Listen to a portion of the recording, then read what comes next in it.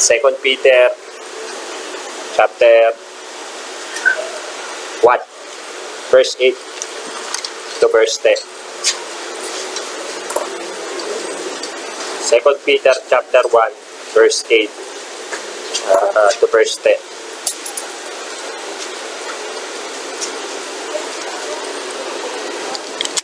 Diyan na ba kayo?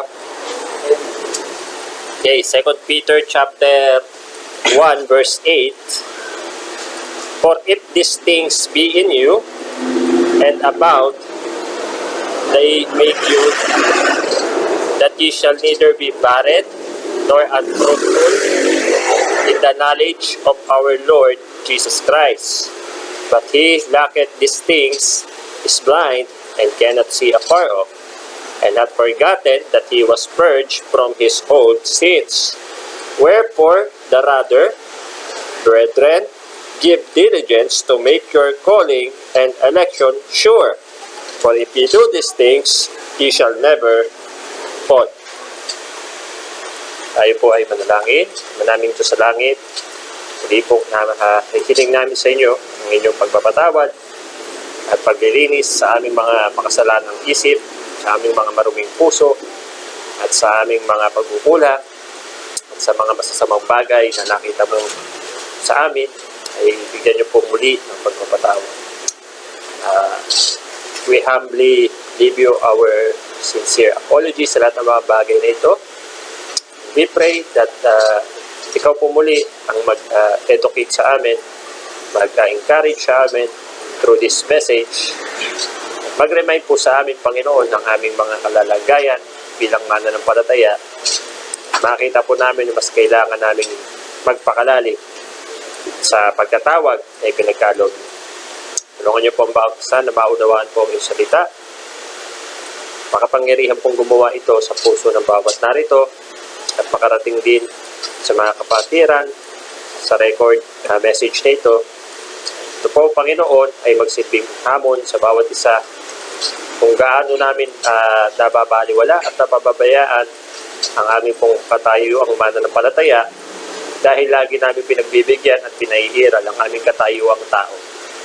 Tulungan niyo po ang bawat isa sa mensaheng ito ay magsilbing babala at magsilbing hudyat. Ang bawat isa, kailangan po namin kumilos sa lalong madaling panahon. Dalangin po namin ito at kung may papunta pa lang, ay ingatan niyo, Panginoon. Kaya aming dalangin in Jesus' name. Amen. Okay, ako na. Medyo sarado nyo nga ng konti kasi sobrang silaw. Kahit kalahati. Yeah. Okay, so yung binasa natin sa 2 Peter ay isang paalala ni Peter sa mga mananampalataya in a manner na meron po siyang pakiramdam na teka, nagkakalimutan na yata tayo. Okay? Nagre-remind si Peter dito kasi napapansin niya na itong mga mananampalataya ay baka makita nila yung mga nag-fall away. Yung ibig sabihin, yung mga wala na, yung mga nahulog na, yung mga nakalimot na. Na baka makita nitong mga nagpapatuloy, itong mga taong ito, at baka may tendency na sila rin man ay gumaya sa mga bumagsak na mananampalataya. At ito pong binasa natin ay nagpapatungkol sa isang bagay na pinakadapat on the top of our mind. Okay? Ito yung isang bagay na nandito lagi una sa isip ko. Bakit? Kasi ang isip natin, ikaw at ako, alam nating pareho na maraming laman yan. At sa dami ng information, ng data sa loob ng isipan na yan, ay baka na itong pagiging saved mo, yung pagiging Kristiyano mo, yung pinaka nasa maliit, masikip, or hulihan, likuran, na part ng ating isipan. I'm not talking about literal, pero I know naman, hindi kayo dumb para hindi maintindihan yung ibig sabihin. No? Na tayo po ay baka nandun na sa kalalagayan na save ako kilala kong Panginoon, believer ako. But the problem is your personality as a believer, your thought as a believer, your desire, your heart as a believer is always not your priority. Okay? Paano natin nasabi? May mga pagkakataon po, di ba, na alam naman natin na napakahalaga yung pagiging Kristiyano natin. But let's admit the fact na bagamat alam natin yung kahalagahan ng pagiging Kristiyano natin, may mga pagkakataon na naisasantabi natin ito. Okay? Now, ang church natin, sad to say, ang status natin, stagnant tayo ngayon. Alam niyo ba kung ano stagnant? Ha? Parang yung tubig sa loob ng gulong. Stagnant water. Karaniwan ng stagnant water na hindi gumagalaw, hindi umaagos, ano nangyayari? Madumi. Pinamamaya ng kitikite. Mabaho. Oh. Kahit ba, ikaw kung darating ka sa puntong uhaw ka na sa disyerto, nakita mo may stagnant water, inumin mo. Siyempre, kung nakita mo may mga kitikite, inumin mo pa rin. Tatanggalin mo na lang kitikite, parang, di ba? Usually, ganun ang isip natin eh. But, the sad fact and the sad truth about our church is tayo po ay stagnant ngayon. We are not on fire as it is. Hindi na tayo ganun kainit. Hindi na tayo ganun kaalab. Dati nga eh, hindi mo na ipagpapalit ito eh. Ngayon ay ipagpapalit mo na. Hindi na tayo dati sa punto na walang sino man, walang anuman na makahihigit sa lugar ng pagkakristyano ko sa aking buhay. Masama pa nito, ang kalaban ng ating Kristyanismo sa ating sarili ay hindi naman ganun kaimportanteng mga bagay.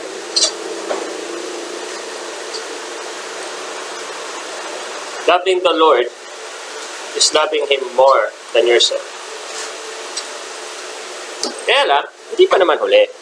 Kasi, kung papansin niyo sa teksto natin sa verse 8, ang sabi doon, sapagkat ang mga bagay na ito, for if these things be in you. Ano ba yung mga bagay na tinutukoy dyan? Tingnan natin sa verse 5. And beside this, giving all diligence, add to your faith, virtue. So ano dapat meron? Yung faith, yung virtue, and to virtue, knowledge, and to knowledge, temperance, and to temperance, patience, and to patience, godliness, and to godliness, brotherly kindness, and to brotherly kindness, charity. So lahat ng katangian na yan, makikita mo naman sa pangkaraniwang tao. Pero magkakaroon lang ng ibig sabihin yan sa mga katangiang yan, pag yan ay nakita mo, at dapat talagang makita mo sa isang mananampalataya. Pastor, nasa akin naman lahat yung mga bagay na yan. Andyan naman sa akin yung mga binabanggit sa verse 5 hanggang verse 7. Kaya ang sabi sa verse 8, for if these things be in you, pag ang mga bagay na ito ay nasa inyo, and abound. Kung itong mga bagay na ito ay nasa inyo, dapat manatili yan. Kasi abound eh. But more of us, a lot of us, having that all kinds of traits, but it is not always there. Sumusumpong lang yan pag nandito tayo sa church. Ikaw ba naawa ka sa mga tao sa paligid mo? Have you ever think of their souls? Have you ever think that yung katabi mo sa jeep, pupunta ng impyerno yan? Yung kausap mo sa chat, pupunta ng impyerno yan? Yung nakatabi mo sa isang restaurant, pupunta ng impyerno yan? Have you ever thought of that? That one day, that person and those persons, that yung mga tao na yan, all that people will one day, just like you, die. And if they die, it's on you.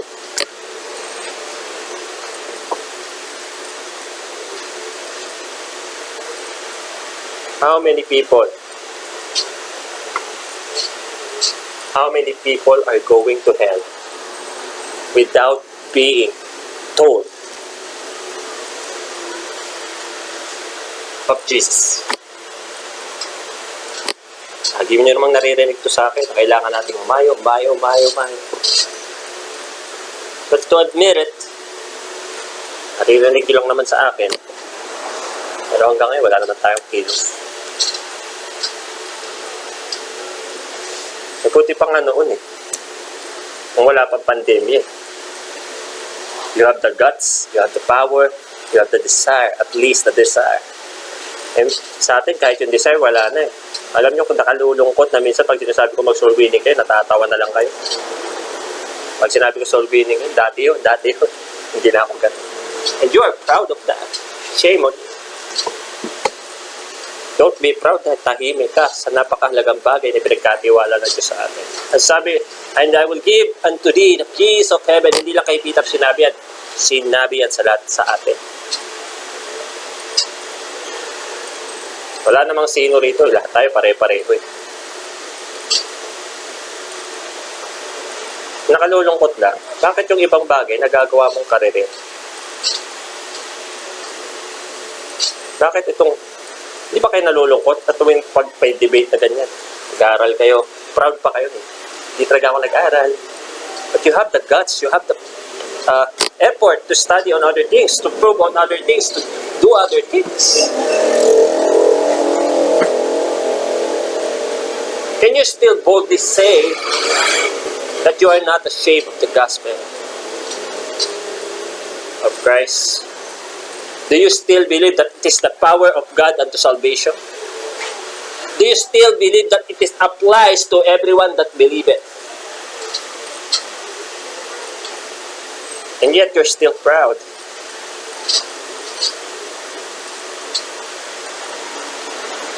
Minsan may isip ko na lang, nasaan na yung fire ko?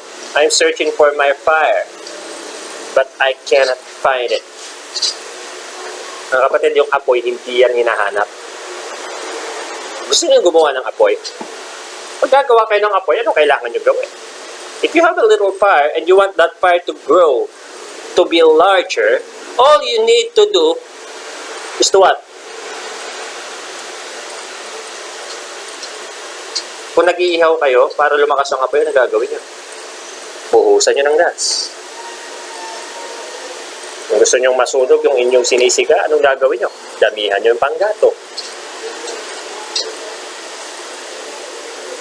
Sa spiritual fire mo, imbis na gatungan mo, what are you doing? You are putting waters of the world to it, so your fire cannot be ignited dahil buhos ka ng buhos ng tubig ng sanlibutan. I know, hindi kayo slow para hindi makuha yun.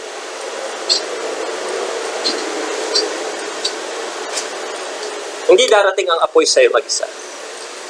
Fire will be more powerful when one puts combustible items or things on it. Hindi naman lalaki ang siga, malibang dagdagan ito ng marami pang tutupukin. Now, ngayong umagang ito, ask yourself, as a Christian, am I getting better? Or am I getting worse? Bilang Kristiyano, ako ba ay mas umuunlad ngayon? Mas bumubuting Kristiyano? Mas nagiging mabuting Kristiyano? O baka ako ay Kristiyano na ngayon? Pero parang hindi na rin. Nakakita ka pa ba ng kaibahan sa sanlibutan? Yes naman, Pastor. Nagsisimba pa rin naman ako. Then you are in a good hands. Kasi kung nagsisimba ka pa, at least exposed ka pa.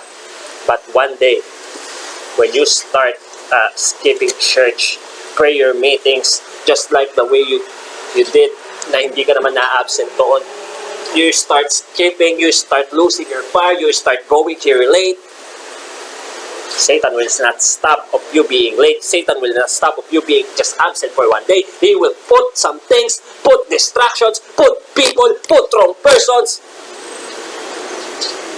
until He takes you back from where God take you from. That's His plan.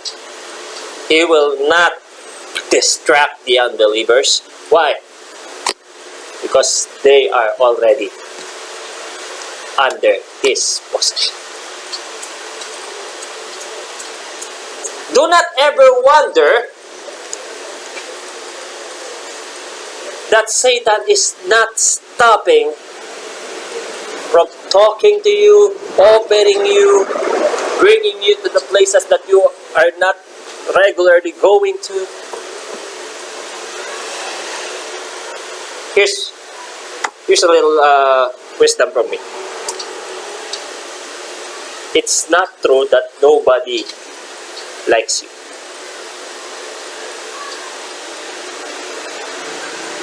Because Satan wanted you so bad.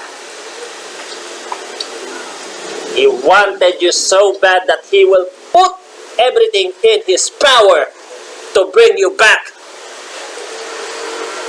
from the place that God rescued you.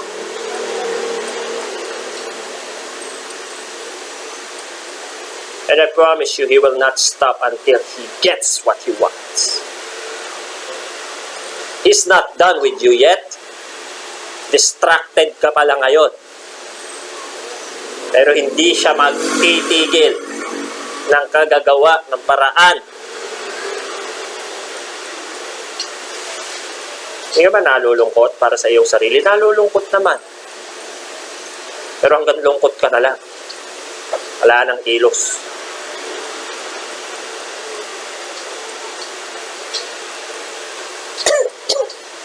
At nakalulungkot pa. Nakalulungkot pa, alam nyo kung ano. Sabi ng verse 12 sa ating teksto, wherefore I will not be negligent to put you always in remembrance of these things, though ye know them and be established in the present truth. Ang ganda ng talata sabi sa 12, sabi ni Pedro, ngayon ay hindi ako magiging pabaya para ilagay kayo palagi sa pag-alala ng mga bagay na ito, sapagkat alam nyo naman sila, manatili kayo sa presenteng katotohanan. Ikaw at ako, alam mo naman yan Sa totoo lang, hindi naman bago sa'yo yan Alam mo yan But for a fact na alam mo yan and you ignore it, tingnan nyo ang buhay ng unbeliever, na pasaya, pawasak, pasarili. Ginagawa nila yon out of ignorance. Hindi naman nila alam ang Word of God Ang problema, ikaw na alam mo na ang Word of God, ikaw na alam mo na ang sitwasyon, ikaw na alam mo na may tunay na Diyos, but you still do. You still do what you are not, what you must not. Ginagawa mo kahit alam mo naman na yung salita ng Diyos. And all you can do is to smile about it. Okay lang, you relax about it. And that is what Satan is doing. That you relax, sit back, and enjoy the pleasure, the love life, the limelight. At napakawalang kwenta ng pastor nyo kung wala man lang siyang gagawing aksyon kahit nakikita niya na. Or maybe he's one of you. Alam nyo, pag ang pastor nyo nanlamig na rin na gaya mo, pare-pareho na kayong pupuluti sa kangkungan. Pag ang pastor mo, nawala na rin yung fire niya, nawala na rin yung desire niya, nawala na rin yung pag-iisip niya na, uy, ang lalamig nyo gising. Pwedeng presente ka sa simbahan, pero absente ang iyong puso.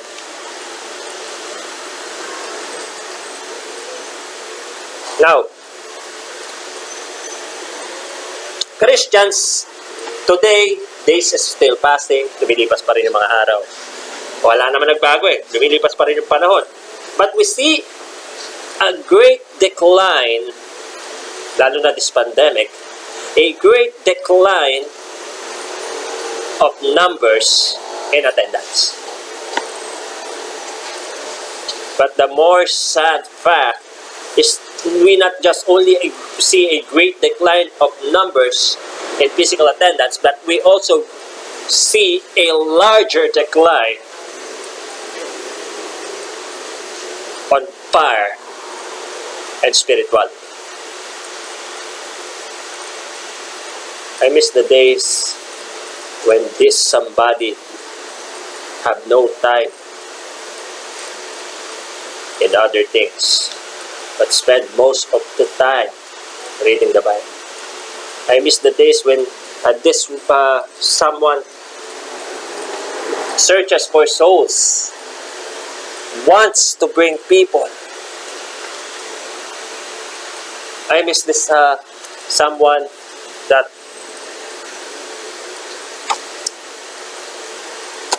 doesn't give time, doesn't give effort to anyone but the Lord. I miss this someone that everything is ready and good to go when I go here, and I will not fix anything. I'll just sit there and focus on what I will preach. I miss the times. How about you? What do you miss most from you? Do you miss yourself when you are up here, full of fire, full of faith, full of enthusiasm? Ano yung namimiss mo? E buti pa nga si Aegis, yung halik mo namimiss niya. Pero ikaw, ano yung namimiss mo sa sarili mo? And all you can do is think about it, throw back about it.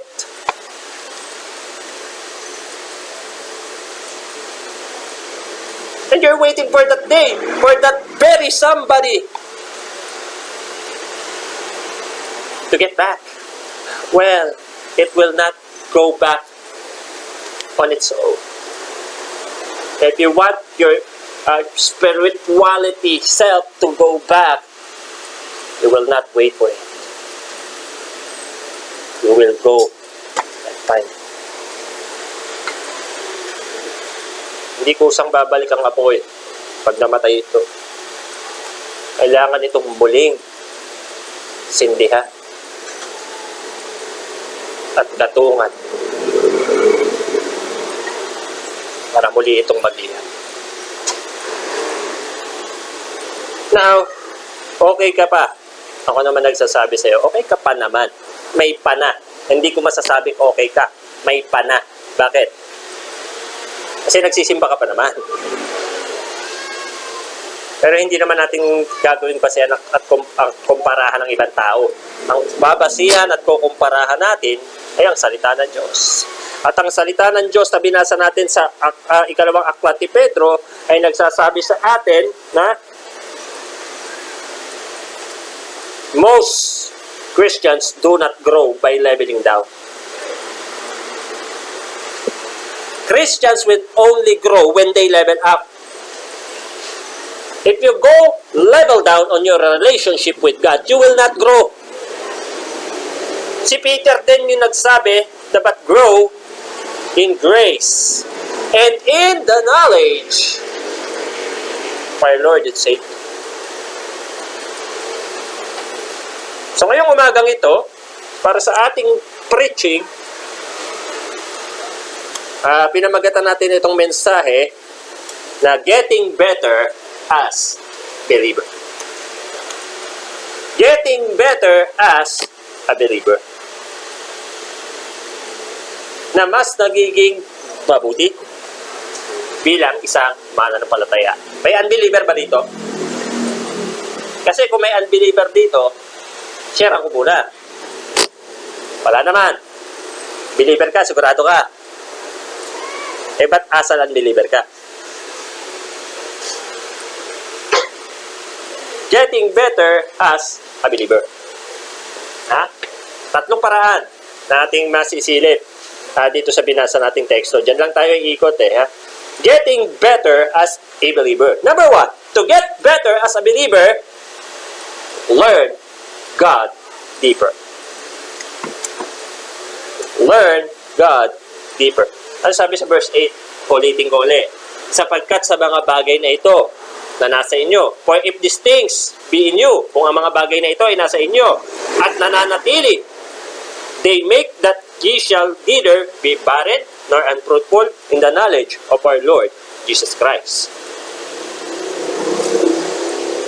At kung ang mga bagay ito, masimple yung sinasabi ni Peter, kung mga bagay na ito ay nasa inyo, dapat ito ay hindi magiging wala kayong bunga at hindi namumunga at walang silbi sa kaalaman sa Panginoong Jesucristo.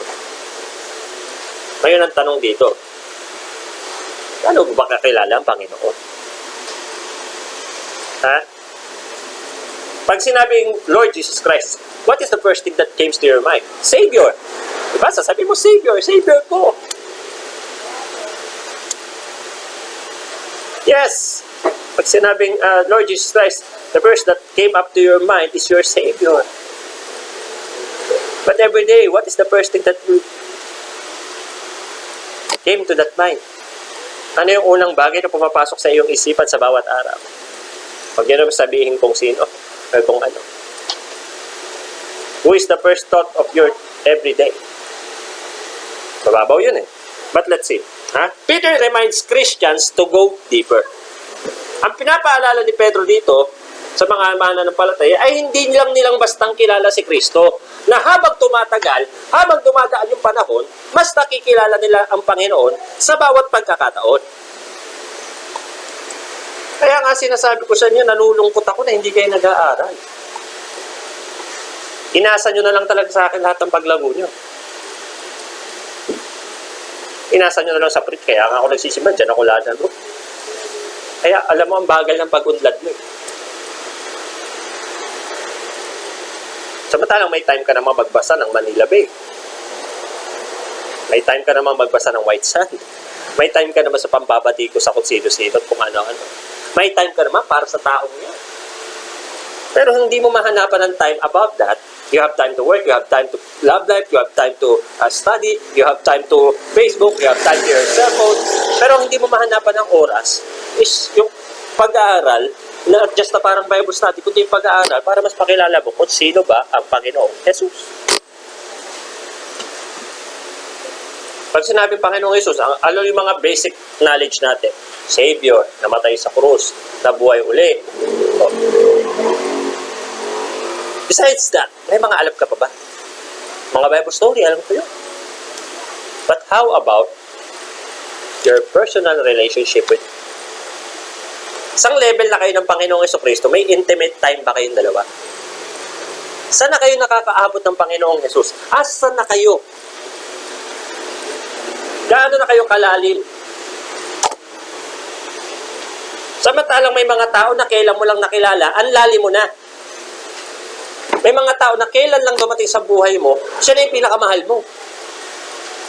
What happened? It is proven that time and time again na ang tao mananakit yan.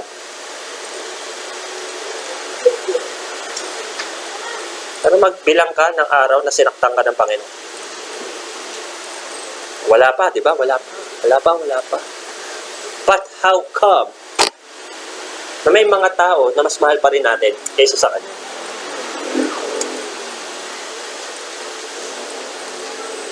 Meron ka ba taong kilalang kilala, nakabisado mo na yung ugali? If you have somebody like that,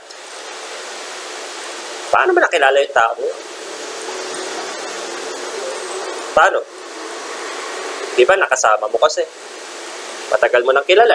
Nakakasama mo, nakakausap mo. Kaya mas nakilala mo. Hindi bagat wala namang pinag-iba sa pagkakakilala sa Panginoon. The more you talk to Him, the more you are with Him, mas makikilala mo ang Panginoon. Kaya lang, hindi mo siya mas makilala. Paano? Bihira kayo mag-uusap.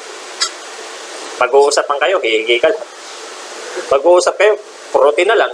Kakausapin kita kasi kakain ako eh. Kakausapin kita kasi patutulog na ako eh. Kakausapin kita kasi may kailangan ako. But you never talk to him that you are talking to somebody you want so bad. Nauubusan ka na nga ng topic dyan sa kaponpal mo, sa kachat mo. But with God, what is your last topic? What was your last topic in prayer? Lord, pengin ito. Lord, pengin ganyan. Lord, pa-request nito. Lord, salamat dito. Lord, patawad. When was the last time you talked seriously with Him? Asking nothing, just pure talking. Alam mo ba na ang Panginoong Kristo nasasaktan din? Iniintay ka niya. Andun lang tayo sa pag-iisip that we have a Daddy powerful in heaven.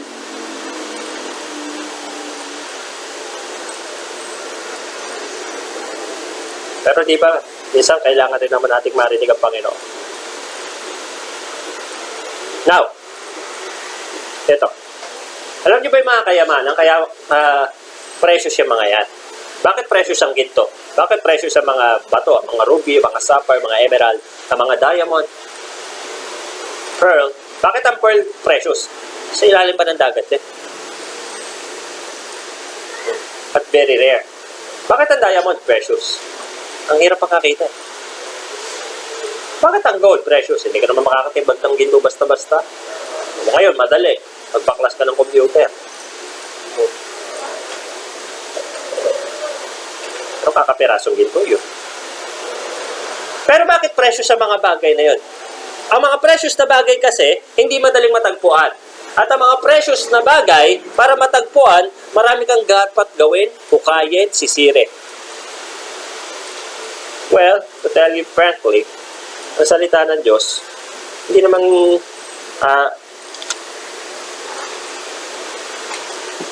madali rin matagpuan.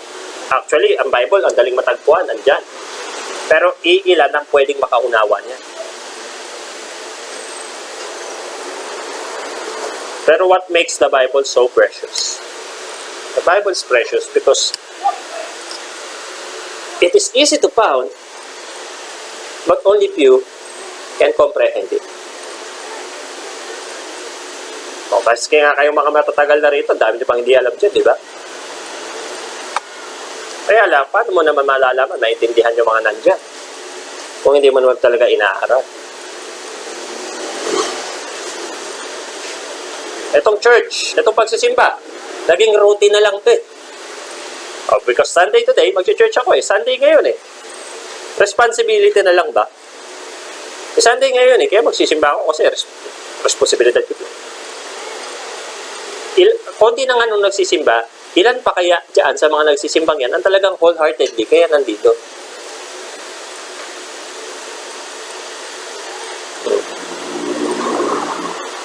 Mga kapatid, it is a call. It is God's call for us not to be stagnant. Alam niyo yung mga halaman? Bakit yan lumalago? Paano yan lumalago? The plants grow because there are the roots. Kahit pa sabihin mo pa mga cutting, budding, mga klase ng paghahalaman na yan. Pero para ang halaman, para tumubo-tumago, kailangan mo na yung magkaugat. May ugat ka naman eh. Pero ba't di ka nalago? Hindi lalago ang halaman pag kulang sa sunlight. Exposure sa sunlight. Exposed naman kayo sa Word of God, pero ba't di kayo nalago? Ano problema? Eh baka hindi nadidiliga? Meron ba sa inyo kulang sa dilig dito? Paano ko naman didiligan? Kung ikaw mismong halaman ka, ayaw mo magpadilig. Ha? Bukbuk naman kayo sa sermon eh. Ha? Sa preaching, hindi naman yung parang kinikiliti lang kayo, di ba? Kanina nga lang, medyo may naiiyak na eh. Hindi naman kayo kulang sa dilig. Pero ba't di ako nalago, Pastor? Ano yung problema? Alam mo kung anong problema? Bakit ang halaman di lumalago? Maraming damo. Maraming damo sa paligid niya na maagaw ng sustansya. Tingin ko naman, alam niyo na kung saan ko balak pupunta, di ba? Sino-sino yung damo mo? Ano-ano yung mga damo mo? Ba't ayaw ka lumago? Ano ang dapat gawin sa damo? Lagyan ng fertilizer? Alam natin kung anong dapat gawin sa damo. But we Christians put fertilizers on our grasses. Ikaw mismo nagpapataba sa damo mo eh. Diba? Mas daming tao damo sa buhay mo. Pero sila yung matataba. Bakit? Sila yung inaalagaan mo eh.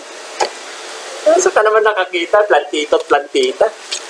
Yung damo ang kanilang inalagaan at yung tunay na halaman na pinabayaan. Treat yourself as a plant. Satan will put a lot of grass in your surround. Kung nasa paso kayo at puro talahib sa paso na yan, ilang sustansya pa makararating sa'yo para tumaba ka?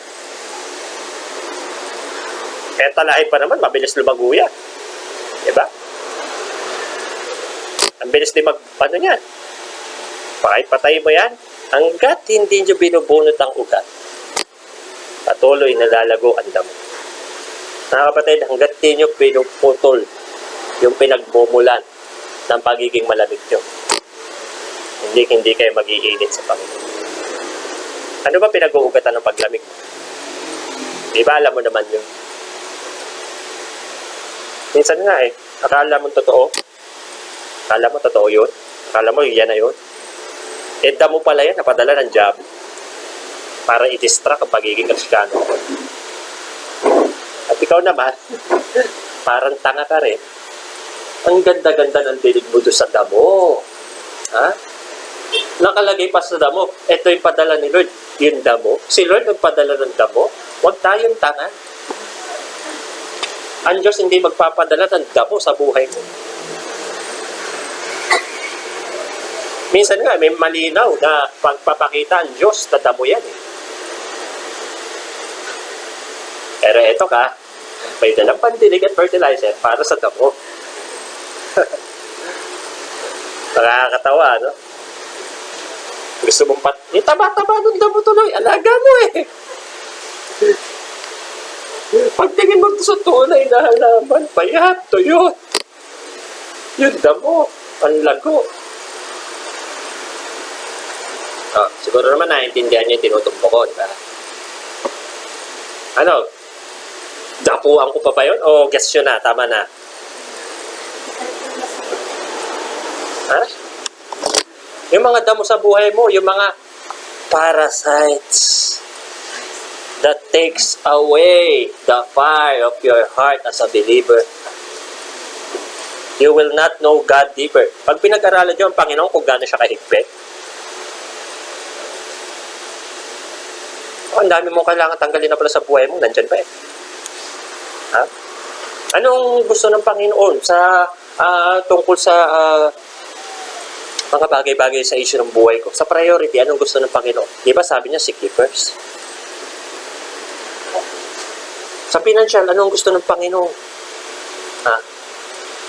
10%? Tama ba? 10%? Makikiayon ako na totoong ang 10% sa Old Testament pa eh. Kasi sa New Testament, bigayan ng lupa ang nagiging ganapan doon. Ha? Pag yun ang pinairal mo sa sarili mo, ewan ko na lang. Kung sa usapang pag-ibig, anong gusto ng Panginoon? Ha? Kailangan ba? Yan yung talagang, hindi kasi ganito yan eh. Darating naman yung time eh. Iniintay ko lang naman talaga yung pagkakataon eh. Yung pagkakataon, hindi lalapit. Lalo na sa usapang ebanghelyo. Ang ebanghelyo ang ilalapit sa tao.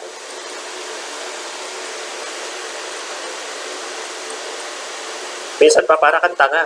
May damo nang tinanggal, pinulot mo, tinanim mo uli. Ha? Sabi mo, uy, halaman nyo no, ganito, green no. Kinuha, tinanim sa tabi niya. At inalagaan pa. Tandaan nyo, minsan, di lahat ng inaalagaan. Bet,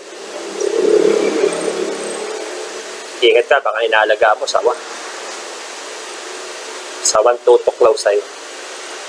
Remember, the more you feed will eventually consume you. Laki-laki mong tao, kinakain ka ng cellphone. At inunguya ka na ng cellphone. Kala mo lang, okay. Ganda eh, no? Yung mga succulent, yung mga halamang umaabot ng milyon. Tapos nakakita ka ng isang nagtatanim, puro damo yung alaga. Nakakita. Now, mga kapatid, hindi po makatutulong sa pag-level up po bilang Kristiyano. Kung ang alam mo kay Panginoong Hesukristo hanggang ngayon, He is a Lord and Savior. No, my friend, Jesus is not only a Lord and Savior, He is a judge. So every one of us shall give account to the Lord. Ano pa? He is a master. Masters know everything. But He is the master of all the masters. Oh, alam nyo ba? Oh. The Lord Jesus Christ does also not teach. He is also a carpenter. Carpenter of what? That will build everything that Satan destroyed. He is a doctor. Yes. He will repair and heal all the kinds of sickness. Especially, he is a specialist, cardiologist. He will repair all the damage of your heart. He is a neurologist. He is the only one who can correct your brain, your minds. Kaya mga kapatid, ingat-ingat. Baka yung alam mo sa Panginoong Hesukristo hanggang ngayon, pang baby level. Ha? Pag napag-aralan nyo ang life of Christ, maraming ideology, maraming philosophy itatapon. Because Jesus Christ doesn't believe on philosophy. Being philosophy and being a philosopher saves nobody. Because philosophy doesn't save.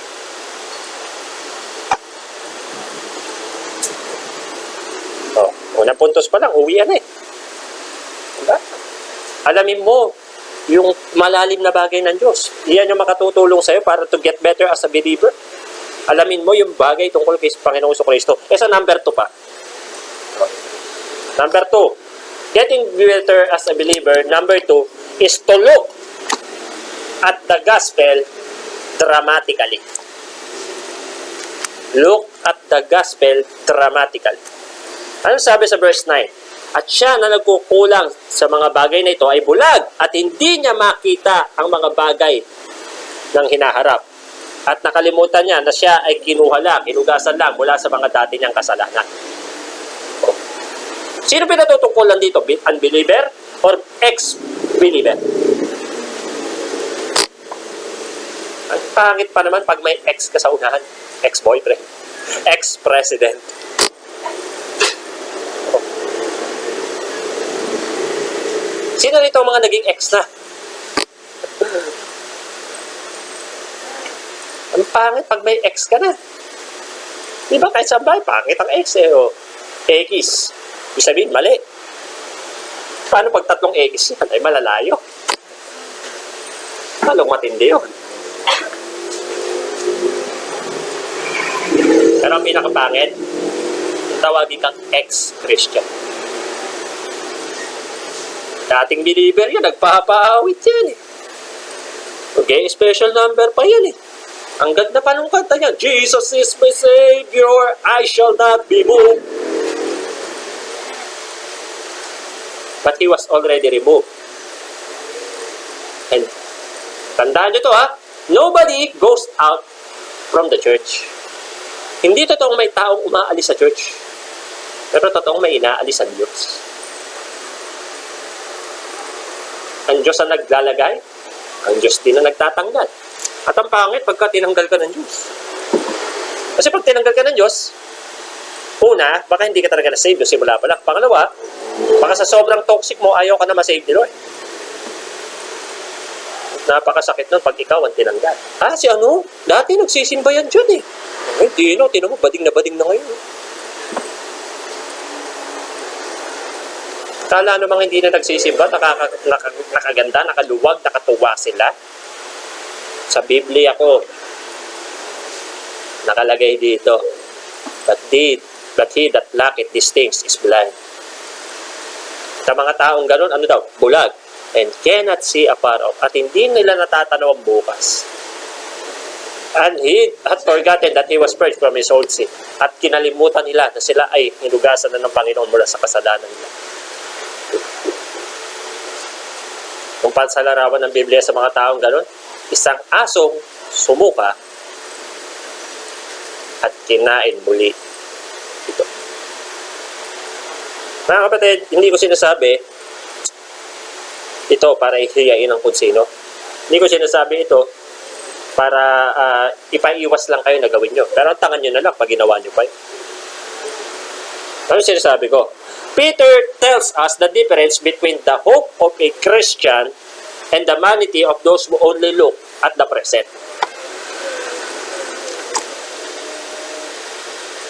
Ang maliit na pinalulusot, naiipon, nagiging malaking. Minsan lang naman to eh. Konti lang naman eh. Ngayon lang naman eh. Ingat ka dyan sa mga konti mo. Dahil yung mga konting tikim, nakaka-addict yan. Lahat ng addict sa nag-umpisa, sa malakihang pag-hit o sa konting tikim. Ang alak, pag natikman mo yan, pait. Pero pagka naging, hindi, tumitikim lang naman ako eh. Pero pag nararamdaman mo yung init, yung epekto, Yossi, pag natikman niya yan, ang tanong niyo sa nag-Yossi. Pag nag-Yossi ka daw noon, natinanong, bakit ka nag-Yossi? Eh, ang astig tignan eh. Astig daw tignan. Hindi naman lahat ng nag-Yossi ang astig na tignan. Kasi maraming nag-Yossi. Yung mga badi ka nag-Yossi, hindi naman sila astig tignan. Ang showcase nga nila tignan. But let's see.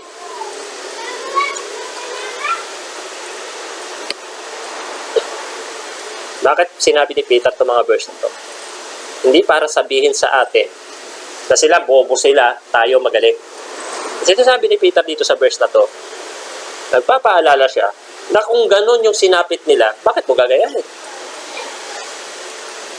Para saan inahong ka ni Kristo sa putik kung magsusubsub ka rin sa putikan? Bakit mo na naisip bumalik sa dati mong buhay kung inalis ka nga ng Panginoon doon? Mga kapatid, pag inalis ka ng Panginoon doon at pagpipilit kang bumalik, hindi ka naman niya pipigilan. Tandaan nyo ito, hindi kawalan sa Diyos kahit bumalik ka doon. Oh, kawalan sa church pag nawala ako dyan. Hey. Dami nang nawala rito, ba't patuloy naman to?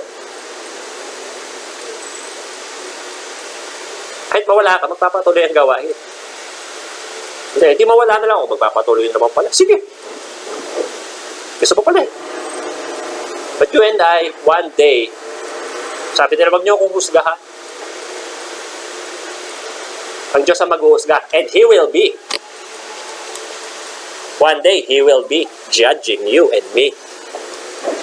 And even them that wala na. Ngayon, parang halakak sila. Okay kami, ayos kami. Pero nandito sa nagpapatuloy ang huling tawa. Kapag nagbibigay na ng reward ko, mukhang tangang nakatingin sa buti pa sila, no? Patuloy, no? Ako kasi nag-quit na ako noong 2020 bago mag-TED awning. Ano kasi laging tinitira yung laging pagsa-cellphone ko. Ngayon gano'n ito sa cellphone. Kaya nag-quit na ako eh. Ayun, grabe pala. Ganyan pala yung binitawang ko. Tanga-tanga ko. At ako, hindi ko alam kung may kasamaan pang papasok sa isip ko, no? Gaganunan ko na lang yung mga mayon. Gaganunan ko na lang si... Bakit? Para maalala mo kung ano yung sinayang mo. Hindi ako yung sinayang nyo. Pag pinakawalan nyo yung oportunidad na maligtas, pag pinakawalan mo yung oportunidad na ligtas ka na, kinalimutan mo yung pagiging ligtas mo, yan ang pinakamalaking sayang sa buhay.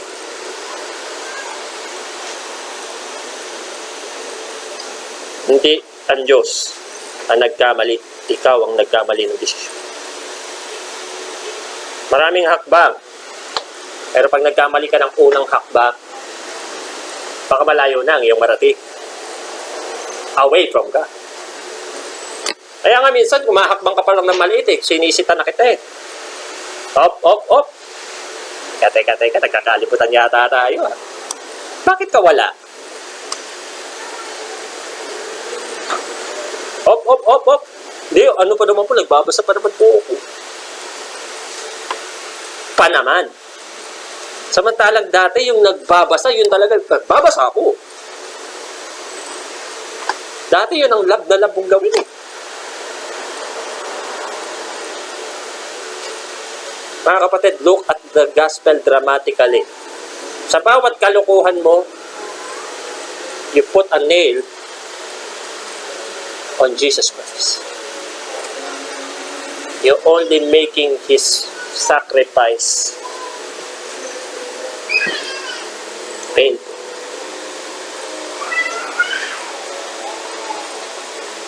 Nagagalit tayo sa mga taong nagpako sa Kanya sa krus. Eh, ikaw yun. Sarap pa ng kasalanan mo dyan. Sarap pa ng pagkakasala mo dyan. And you're giving Jesus Christ a heartache that He saved you and you do that. I did everything for you and you do that. Ano ba? Iligtas kita tapos ganyan? You may not hear Jesus Christ saying that aloud, but His words are telling us such pain. His words is boldly telling us, if you love me, keep my commandments. Do you? Do you? Do you love the Lord? Yes, I love the Lord. But do you keep His commandments? Because it's the proof of your love. For Jesus Christ, for you to prove your love, you have to keep His commandments. And His commandments are not grievous.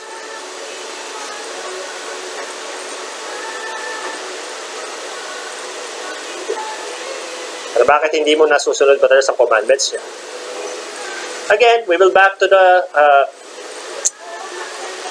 problem, desire. Self-desire.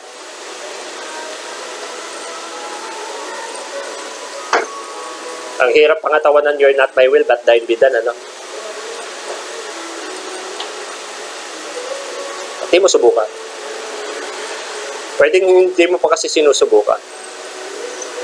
How we look at the gospel plays a key role in our spiritual level. Alam niyo kung bakit? Kasi sabi sa verse 5, and beside this, giving all diligence, add to your faith, virtue.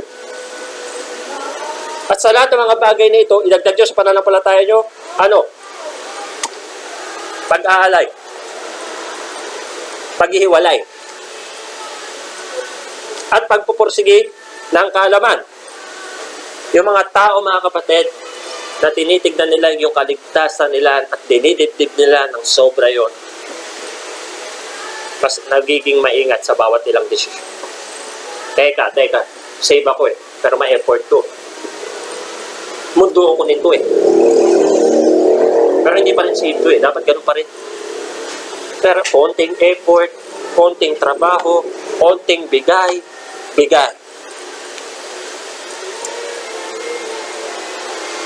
So ladies, kailan mo ibabalyo yung sarili mo? When will be the time that before a man enters your fence, they will face the God? Gets nyo? Kailan na ang sino mang lalaking nagnanais pumasok sa bakuran ng iyong puso, ay dadaan muna sa gwardya. Ang tanong, may gwardya ba? Baka may gwardya, pero sa likod mo pinadaan.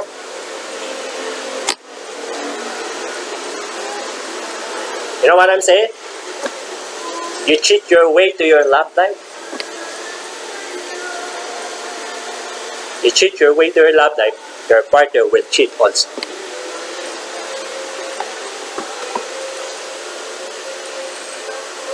Pahirapan mo ang proseso bago siya makapasok. Sapagkat pag nahirapan siyang pumasok, hindi niya makakawala pag siya'y nakapasok. Sapagkat para sa kanya, lahat ng hirap ay pagdadaanan niya kung tunay talaga. Kaso, wala eh. Nung Sunday, pinagpalit eh. Naku, tayo naman talaga.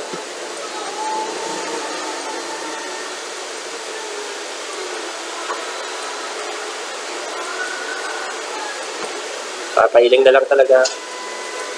Ilang Sunday na yung pinagpalit. Ilang Sunday, ilang buwan na yung pinagpalit eh. Mahal eh. Kaya dinipi agad eh.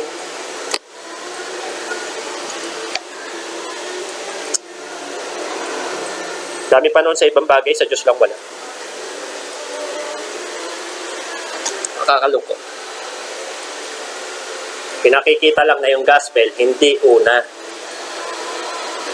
Yung pagiging saved, hindi priority. Kaya nga sabi ko, how we look as the gospel plays a key role in our spiritual level. Pansinin mo yung taong dibdib na dibdib pagkakasave. Halos ikamatay niyan pag hindi naka-attend. Masakit ang ngipin yan eh. Ganun yung pakiramdam pag di nakadalo. Yung group chat natin, sa totoo lang, patay na yun. Hindi na rin ako maano. Kasi ang cold na rin naman ng mga tao. Hindi na ako maano. Pero pinagpe-pray ko pa rin sila.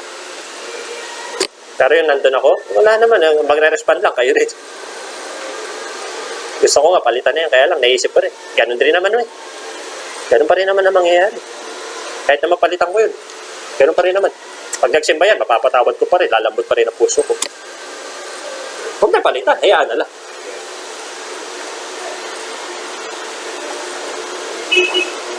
Tandaan nyo po, habang buhay nang may pilat sa puso ng isang pastor. At hindi na yung gagaling. Maliban ang kunin na tayo.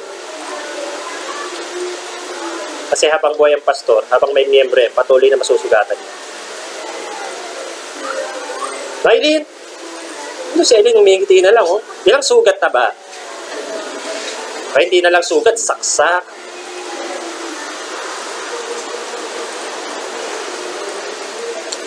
Oh. Ang gospel, paano mo ito sinasabi? Paano mo ito iniisip? Gaano mo yan naiisip? Do you imagine na naiiyak ka, Lord, napako ka kasi kasalanan mo? Paano ba yan sinasabi? Naaawit mo ba yan? Pinagmamayabang nyo ba yan? Paano nyo kinikwento yan? Pag kinikwento mo yung kinig na ginawa ng lalaki sa'yo, alam mo, lagi ako iniisip noon, tsaka handang pumunta yun sa malayo. Pero yung effort ni Lord sa'yo, kailan mo pinagyabang? Alam nyo yung, grabe talaga, mahal na mahal ako. Binigyan ako ng 10 chocolate. Dati ko manliligaw, 2 lang eh. 2 ganun, no? Sa kanya, 10 talaga. Sobrang galing niya. Napasabi tuloy ako ng WTF eh. Where's the proof? Nadadala ka sa ganun? Tanga-tanga mo?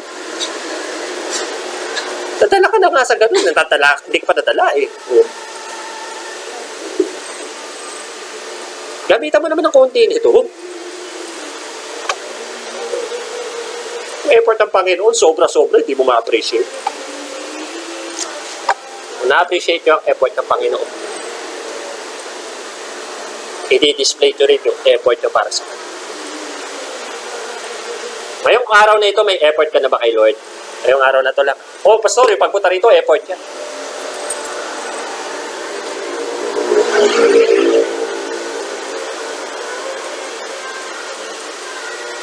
So, point number 3. 1 hour na ako eh. Ito muna, pahabol pala. True believers give their best at it when it is for the gospel's sake. Bakit? Because for its sake, it's always whatever it takes. For the gospel's sake, it is always whatever it takes. Para sa kapakanan ng Ebanghelyo, kahit ano pa yan.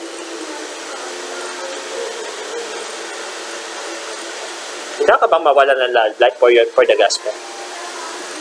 Shaira, hindi ka bang mawala ng love life for the gospel? Paul, handa ka bang mawala si Shaira for the gospel? Oo daw. Tay ka, may calling talaga to. Nararamdaman ko na eh. Pero lahat ng sinabihan ko na ito, nawala. Huwag naman sana. For the gospel's sake. Kahit hirap na tayo for the gospel's sake. Getting better as a believer. Tignan mo ng malalim at matindi yung pagkakasave sa'yo ng Panginoon. Dapat matindi yung impact sa inyo yung Old Rugged Cross na kanta. Kantang yun, grabe yung impact. Pero wala nang impact sa'yo, impacto ka kasi. Bakit? Wala na eh. Pero yung hugot ng mga good morning ng mga kung sinong Poncio Pilatong Diablo, dalang-dala ka. O Nicole, pa-tiktok-tiktok ka, akala mo kinaganda mo yan? Wag Nicole. Hindi matutuwa si Lord sa'yo sa ganun. Tandaan nyo, hindi maliligtas ang tao sa mukha nyo. You preach the gospel kahit sa Facebook. Oh, may kakasaba? You preach the gospel in your social media accounts. Hindi ka na nga nagsosoul winning eh. Kahit yun lang, di mo pa magawa.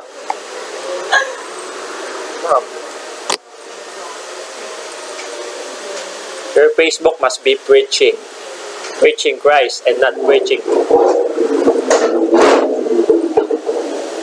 Dumaan na Ford Mustang. Ano mo yung ingay pa lang, iba na. Yun yung makadrive lang ako kahit 3 minutes, okay na.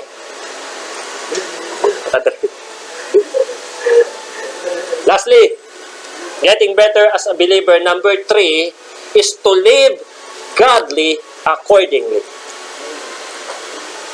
Live godly accordingly. Verse 10. Wherefore the rather, brethren, give diligence to make your calling and election sure, for if you do these things, ye shall never fall. Mga kapatid, si Pedro, ang tinutumbok niya rito, that we should have a clarity if we are saved. Bakit? It is the one that we must be 100% sure. Ito taasan ng ang Panginoon ng saksi. Sino rito yung 100% no doubt, alam niya na sa langit ang punta niya. No doubt. For doubt kayo, di kayo makataas ng dalawang kamay eh. May doubt. Aileen, pakibahagi na tong unbeliever na ito mamaya. Okay. Kung nakakataas kayo ng kamay, it only means that you accept Christ as your Lord and personal Savior, right? Do you also confident na without hesitation you'll go to heaven? Without hesitation, ha? Paano yung mga kasalanan mo? Asal ba ng believer yan?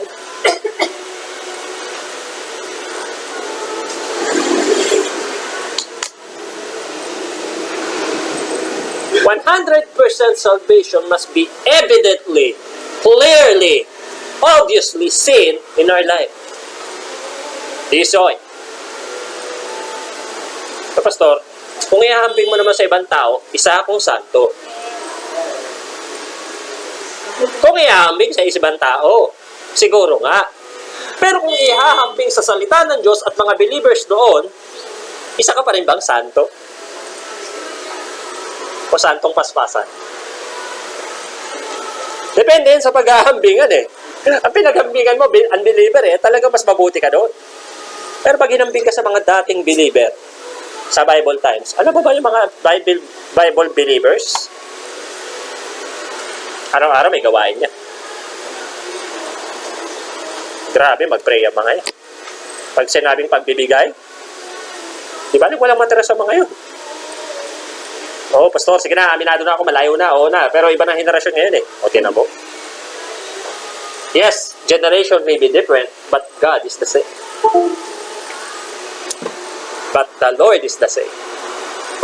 He is the same yesterday, today, and forever. Kaya, eto. Sabi, alagaan daw natin yung testimony natin, di ba? Yung testimony mo sa sarili mo, alaga mo pa ba?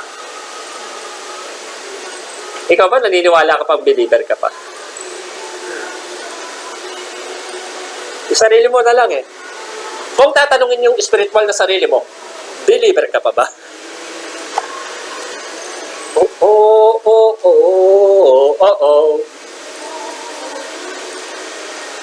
Ang ganda ng testimony mo sa ibang tao, isa sa sarili mo. Kapani-paniwala pa ba? Pag nagsalita ka, alam nyo, ang tunay na ang ganda mo magsalita, pero ikaw ba mismo, naniniwala ka sa sarili mo. Tandaan nyo, ang sarili nyo, mahalaga din na naniniwala kayo sa sarili nyo. Baka ang ganda ng testimony mo sa maraming tao, sira ang testimony mo sa sarili mo. And sarili mo, believer din yan. Want to know the secret of becoming challenged but inevitable? Gusto nyo maging si Thanos? Ano ba yung inevitable? Yung hindi matinag, hindi mapatumba. Alam niyo yung sekreto na laging hinahamon pero hindi ka mapatumba? Anong sekreto yan? Gusto ko malaman yan. Ephesians chapter 4 verse 1. Sabi ng Ephesians chapter 4 verse 1, I therefore, the prisoner of the Lord, beseech you that you walk worthy of the vocation wherein you are called. Sabi ni Pablo, at pinamamanhik ko sa inyo, ako mismo na bilanggo ng Panginoong Jesucristo na namamanhik sa inyo, na kayo'y lumakad na karapat-dapat sa bokasyon na kung saan kayo tinawag. O, bakit? Yes, we are unworthy. Hindi na tayo karapat-dapat. Hindi naman talaga tayo karapat-dapat at the first place. But, to be saved, ang maganda, hindi tayo karapat-dapat, pero nasa atin. Nasa kamay mo yung salvation. Ito andito Kaya nga nandito ka Sa'yo Ang ganda na May kulang lang. Konti lang pala yung kulang. Ano yung kulang? Ano yung karapat-dapat? Na yung buhay mo, i-pattern mo sa pagiging safe. Believer ka dapat mag-isip. Isa ka dapat believer, kumilos, manalita. Isa kang believer dapat makipag-ugnayan. Ha? Pag sinabing believer ako, no unbelievers allowed to enter my heart. I can be friends with some unbelievers, but never be deeper than that. Tandaan mo, sila ang dapat mag-adjust. Pero kung usapang gospel, ikaw ang mag-adjust, syempre. Hindi naman mag-adjust yan na maunawaan yan. Okay? Tatapos na tayo.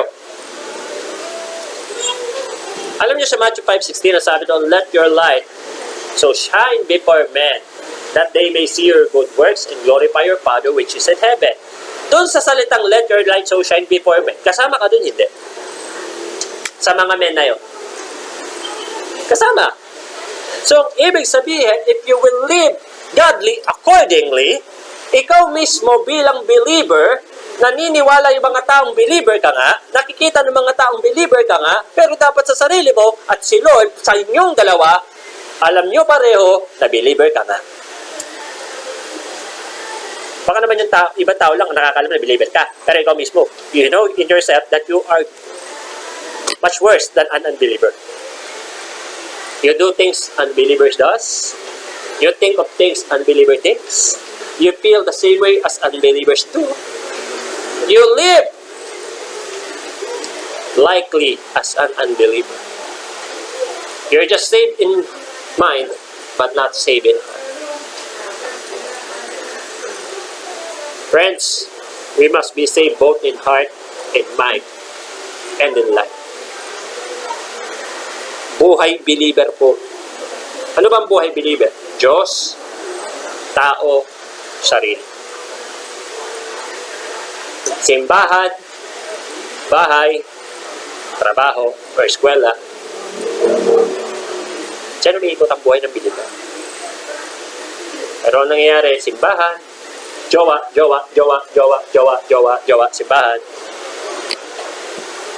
Tenat. Lahat ng nandito, palabok lang yan sa buhay. Mga kapatid, the word men, doon sa let your light so shine before men, means you. And you cannot glorify the Father if His words doesn't shine in your heart anymore. Sabi, let your light so shine. Dapat yung light na yon nagsashine mismo sa heart mo. Para ikaw mismo, nakikita mo ang sarili mo, naniniwala ka sa sarili mo na believer ka. Eh, kamusta ang testimony mo sa sarili mo?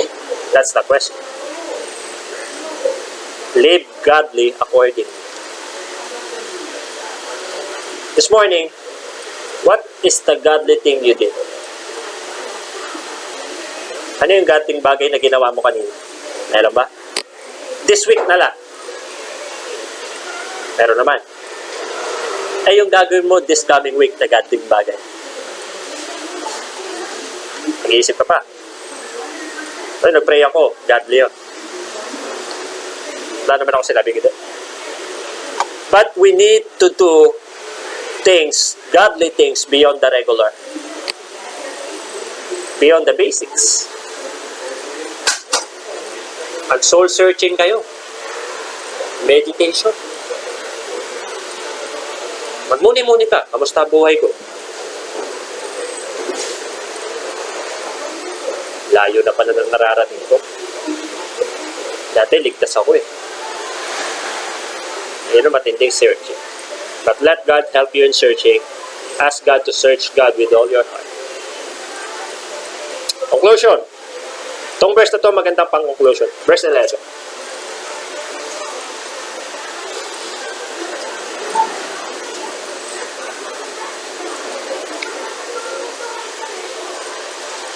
Verse 11 says, dito ba kayo?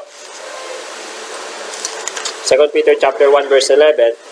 Ang sabi dyan, wherefore,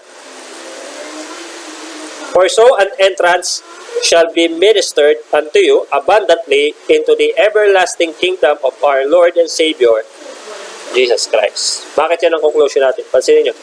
Sapagkat dito, sa pagpasok sa pagbiministeryo sa inyo, nang walang patid, hanggang sa walang hanggang kaharian ng ating Panginoong Jesucristo.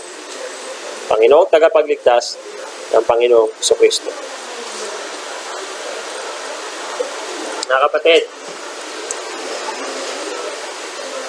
basic, tayo na buhay. Binuhay tayo ng Diyos kasi may gusto siyang gawin natin. May gusto siyang purpose natin. Pero tayo ay mamamatay one day. Pag tayo namatay, haharap tayo sa Diyos na lumikha sa atin.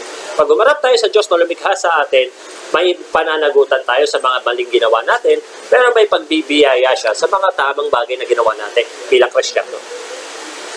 Kung ganun yung ating buhay, tanong, where is your life headed? Andun ka na ba sa paghahanda na one day mag-meet kayo ni Lord at kailangan marami kang nagawa para marami kang award? Baka nandito ka, nabubuhay ka ng pasaya. Sayang oras mo. Nawawala yung pagkakataon mo mag-ipon para sa reward.